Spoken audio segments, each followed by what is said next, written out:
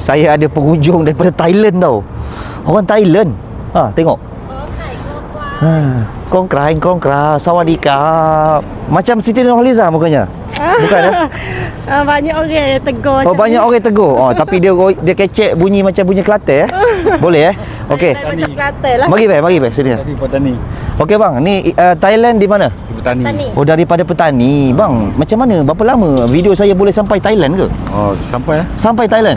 Apa yang abang tengok video saya tu? Tengok bagaimana tu hari. Tadi TikTok ke saya temu. Ada TikTok semalam pun ada ikut juga. Okey, dah follow saya orang Thailand? Dah. Okey bang, kalau macam gitu bang, tadi abang makan apa? King crab. Macam mana bang rasa dia bang? Okey. Yes. So saya nak abang huraikan makanan king crab tu macam mana. Lepas tu saya nak abang cakap dalam bahasa Thailand macam mana king crab. Okey ni. Tak boleh Thailand. Aceh. Oh, ini daripada Aceh. Poh apa? Bagus. Barget. Bangat dat. Bangat.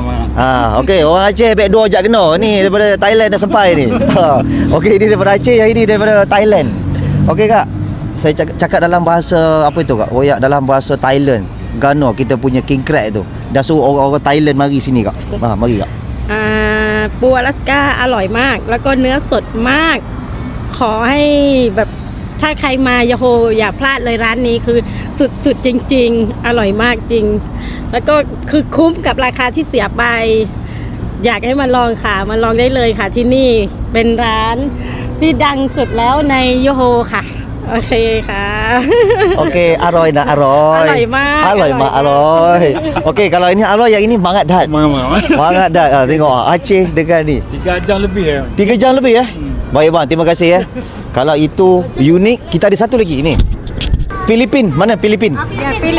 Ini daripada Filipin. Filipin. Selamat. Welcome. Speak Filipin.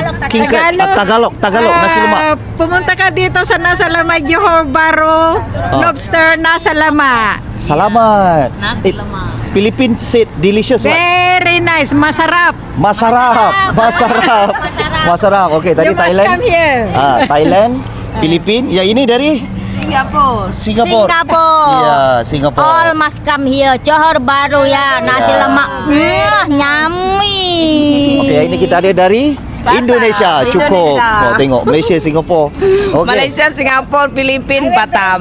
Sudah kali keberapa kita Kali kesini? keberapa mampir sini? Kali kedua. Kali kedua. Next, ketiga rencana sini lagi. Rindu ya saya punya kepiting. Selalu. Okey. Sedap. Boleh tak seluruh warga Indonesia mampir kemari? Bagi kalian yang pingin rasain Alaska King Crabs bener-bener juicy, Ya. sini datang tempatnya di Johor.